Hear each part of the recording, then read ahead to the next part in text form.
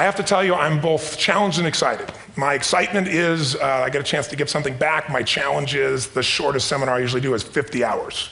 And I'm not exaggerating. I do weekends, and what I do more than that, obviously, coach people, but I'm into immersion, because how'd you learn language? You didn't learn it by just learning principles. You got in it, and you did it so often that it became real. And the bottom line of why I'm here, besides being crazy mofo, is that I'm really in a position, I'm not here to motivate you, obviously. You don't need that. And a lot of times, that's what people think I do, and it's the furthest thing from it.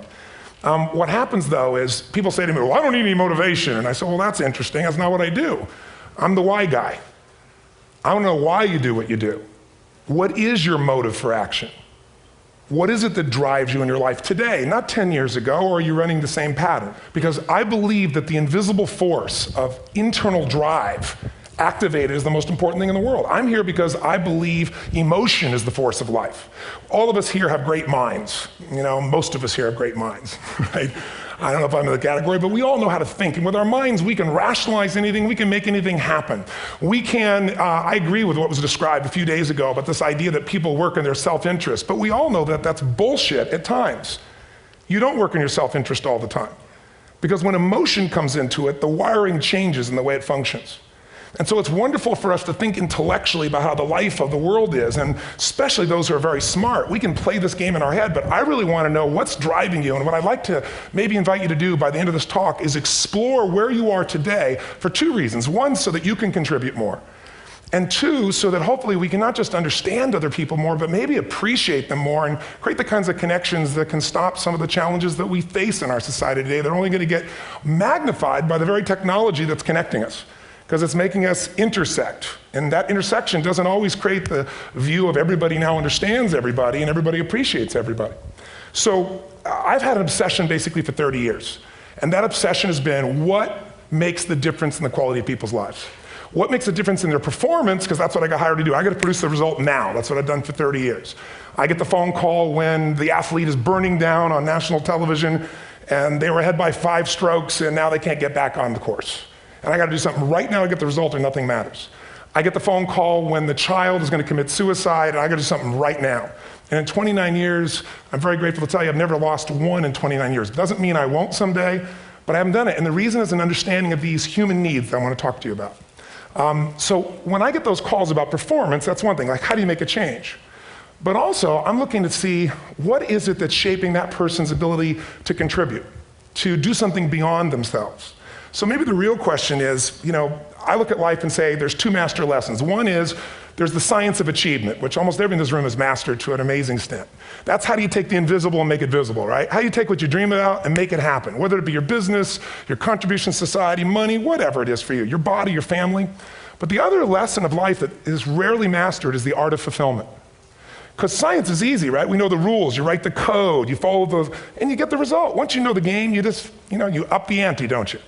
But when it comes to fulfillment, that's an art. And the reason is it's about appreciation and it's about contribution. You can only feel so much by yourself. So I've had an interesting laboratory to try to answer the question of the real question, which is what's the difference in somebody's life if you look at somebody like those people that you've given everything to, like all the resources they say they need. You gave them not a $100 computer, you gave them the best computer. You gave them love, you gave them joy, you were there to comfort them. And those people very often, and you know some of them I'm sure, end up the rest of their life with all this love, education, money, and background, spending their life going in and out of rehab. And then you meet people that have been through ultimate pain, psychologically, sexually, spiritually, emotionally abused, and not always, but often they become some of the people that contribute the most to society. So the question we got to ask ourselves really is, what is it? What is it that shapes us? And we live in a therapy culture. Most of us don't do that, but the culture is a therapy culture. And what I mean by that is the mindset that we are our past. And everybody in this room, you wouldn't be in this room if you bought that theory, but most of society thinks biography is destiny. The past equals the future. And of course it does if you live there. But what people in this room know, and what we have to remind ourselves though, because you can know something intellectually, you can know what to do and then not use it, not apply it. So really what we got to remind ourselves is decision is the ultimate power. That's what it really is. Now, when you ask people, have you failed to achieve something? How many have ever failed to achieve something significant in your life? Say, I. Thanks for the interaction on a high level there. But if you ask people, why didn't you achieve something? Somebody who's working for you, or a partner, or even yourself, and you failed to achieve a goal, what's the reason people say they failed to achieve? What do they tell you? didn't know enough, didn't have the knowledge, didn't have the money, didn't have the time, didn't have the technology, I didn't have the right manager. Supreme Court. Didn't have the Supreme Court.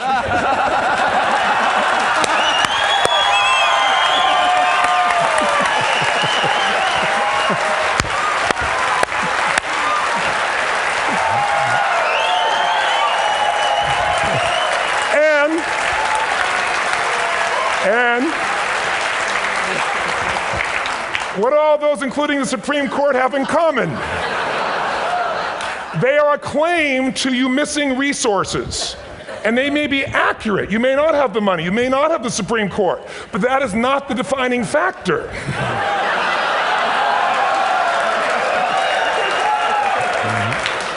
And you correct me if I'm wrong.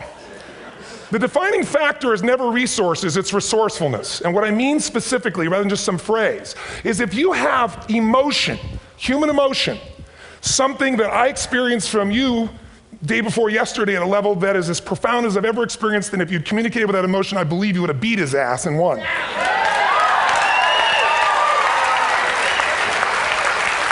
But how easy for me to tell him what he should do. Idiot, Robbins. But I know when we watched a debate, at that time, there were emotions that blocked people's ability to get this man's intellect and capacity and the way they came across to some people in that day. Because I know people that wanted to vote in your direction and didn't, and I was upset.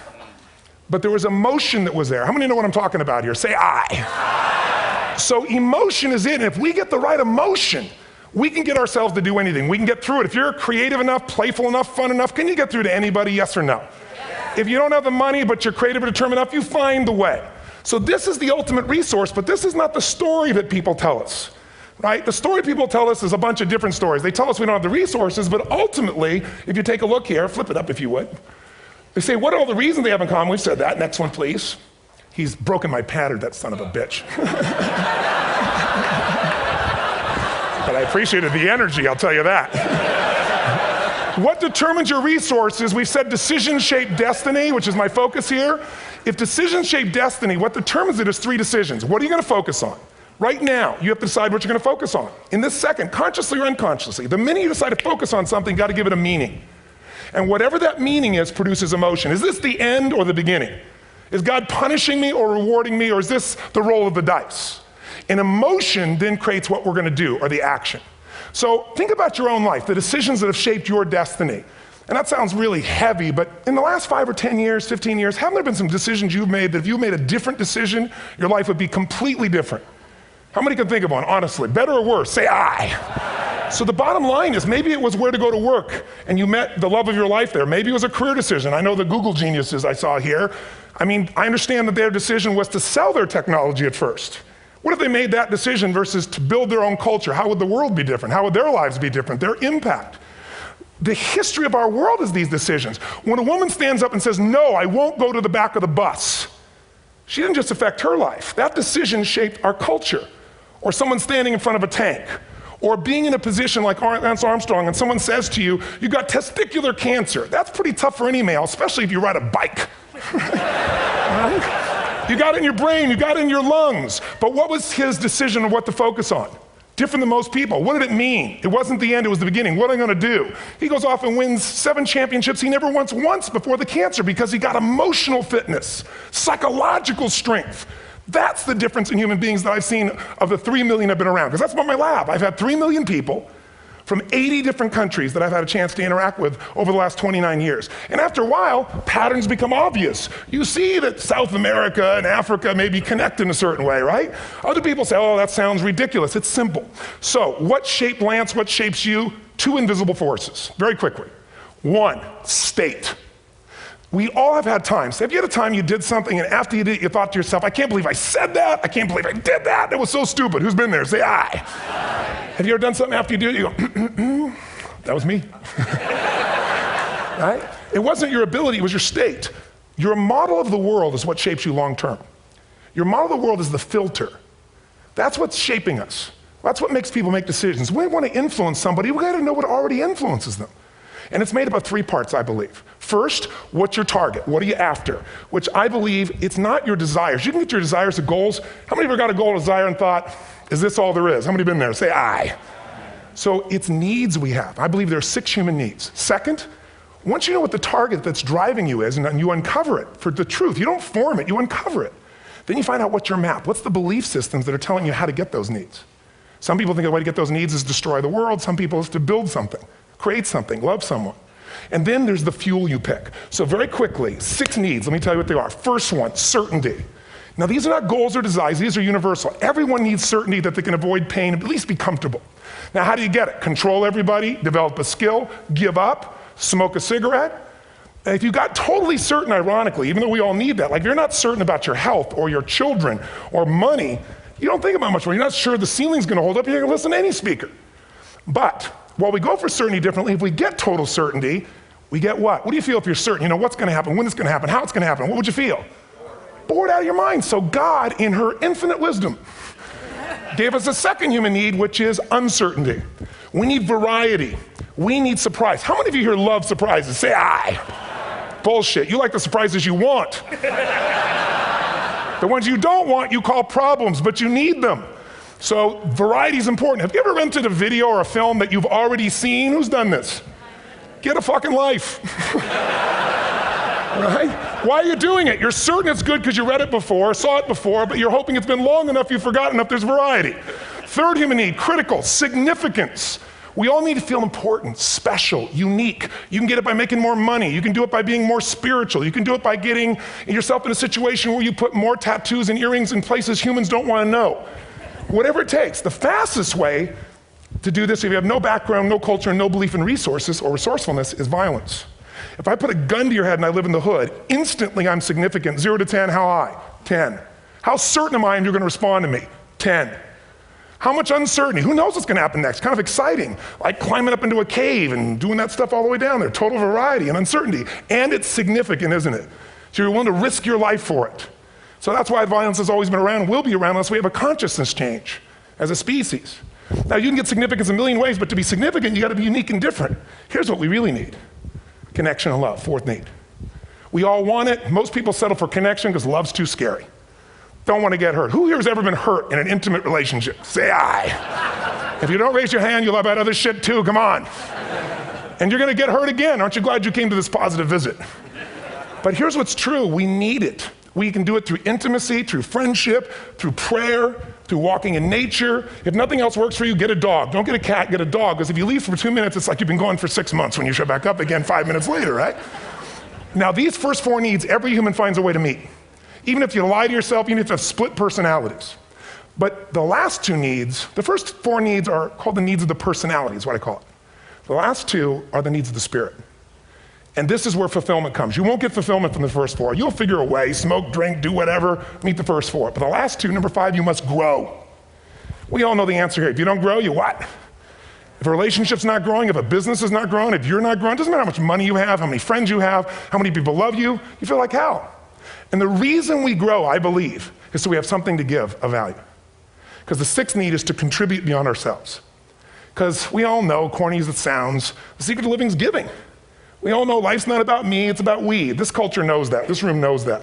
And it's exciting. When you see Nicholas up here talking about his $100 computer, the most passionate, exciting thing is here's a genius, but he's got a calling now. You can feel the difference in him, and it's beautiful. And that calling can touch other people. In my own life, my life was touched because when I was 11 years old, Thanksgiving, no money, no food, and we're not gonna starve, but my father was totally messed up. My mom was letting him know how bad he messed up. And somebody came to the door and delivered food. My father made 3 decisions. I know what they were briefly. His focus was, this is charity. What does it mean? I'm worthless. What I gotta do? Leave my family, which he did. At the time, one of the most painful experiences of life. My 3 decisions gave me a different path. I said, focus on, there's food, what a concept. You know? Second, but this is what changed my life. This is what shaped me as a human being. Somebody's gift, I don't even know who it is. I thought, my father always said, no one gives a shit. And all of a sudden, somebody I don't know, they're not asking for it, this is giving our family food, looking out for us. It made me believe this. What does it mean? That strangers care. And what that made me decide is, if strangers care about me and my family, I care about them. What am I gonna do? I'm gonna do something to make a difference. So when I was 17, I went out one day on Thanksgiving. It was my target for years, have enough money to feed 2 families. Most fun thing I ever did in my life, most moving. Then next year I did 4, and I didn't tell anybody what I was doing. Next year, 8. I wasn't doing it for brownie points, but after 8, I thought, shit, I could use some help. So sure enough, I went out, and what did I do? I got my friends involved, and I grew companies, and then I got 11 companies, and I built a foundation. Now, 18 years later, I'm proud to tell you, last year we fed 2 million people in 35 countries through our foundation, all during the holidays, Thanksgiving, Christmas, in all the different countries around the world. It's been fantastic. Thank you. So I don't tell you that to brag, I tell you because I'm proud of human beings because they get excited to contribute once they've had the chance to experience it and not talk about it. So finally, and I'm about out of time, the target that shapes you, here's what's different about people. We have the same needs, but are you a certainty freak? Is that what you value most, or uncertainty? This man here couldn't be a certainty freak if he climbed through those caves. Are you driven by significance or love? We all need all 6, but whatever your lead system is tilts you in a different direction. And as you move in a direction, you have a destination or destiny. The second piece is the map. Think of that as the operating system tells you how to get there. And some people's map is, I'm gonna save lives even if I die for other people, and they're a fireman. Somebody else says, I'm gonna kill people to do it. They're trying to meet the same needs of significance, right? They want to honor God or honor their family, but they have a different map. And there are 7 different beliefs. I can't go through them because I'm done. The last piece is emotion. I say one of the parts of the map is like time. Some people's idea of a long time is 100 years. Somebody else says is 3 seconds, which is what I have. And the last one I've already mentioned that felt you. If you got a target and you got a map, and let's say, I can't use Google because I love Macs and they haven't made it good for Macs yet. So if you use MapQuest, how many have made this fatal mistake of using MapQuest at some time? You use this thing and you don't get there. Well, imagine if your beliefs guarantee you can never get to where you want to go. The last thing is emotion. Now here's what I'll tell you about emotion. There are 6,000 emotions that we all have words for in the English language, which is just a linguistic representation, right? It changes by language. But if your dominant emotions, if I have more time, I have 20,000 people or 1,000, and I have them write down all the emotions that they experience in an average week. And I give them as long as they need. And on one side they write empowering emotions, the other is disempowering. Guess how many emotions people experience? Less than 12. And half of those make them feel like shit. So they got 5 or 6 good frickin' feelings, right? It's like they feel happy, happy, excited, oh shit, frustrated, overwhelmed, depressed. How many of you know somebody who no matter what happens finds a way to get pissed off? How many know somebody like this? Or no matter what happens, they find a way to be happy or excited. How many know somebody like this? Come on. When 9/11 happened, and I'll finish with this, I was in Hawaii. I was with 2,000 people from 45 countries. We were translating 4 languages simultaneously for a program that I was conducting for a week. The night before was called Emotional Mastery. I got up, had no plan for this, and I said, we had all this fireworks, I do crazy shit, fun stuff. And then at the end I stopped, and I had this plan I was gonna say, but I never do what I'm gonna say. And all of a sudden I said, when do people really start to live? When they face death. And then I went through this whole thing about if you were gonna get off this island, if 9 days from now you were gonna die, who would you call, what would you say, what would you do? One woman, well that night is when 9/11 happened. One woman had come to the seminar, and when she came there, her previous boyfriend had been kidnapped and murdered. Her friend, or her new boyfriend, wanted to marry her, and she said no. He said, if you leave and go to that Hawaii thing, it's over with us. She said it's over. When I finished that night, she called him and left a message, true story, at the top of the World Trade Center where he worked, saying, honey, I love you. I just want you to know, I want to marry you. It was stupid of me. She was asleep, because it was 3 a.m. for us, when he called her back from the top and said, honey, I can't tell you what this means. He said, I don't know how to tell you this, but you give me the greatest gift because I'm going to die. And she played the recording for us in the room. She was on Larry King later. And he said, you're probably wondering how on earth this could happen to you twice. And he said, all I can say to you is, this must be God's message to you, honey. From now on, every day, give your all, love your all. Don't let anything ever stop you. She finishes, and a man stands up and he says, I'm from Pakistan, I'm a Muslim. I'd love to hold your hand and say I'm sorry, but frankly, this is retribution. I can't tell you the rest because I'm out of time.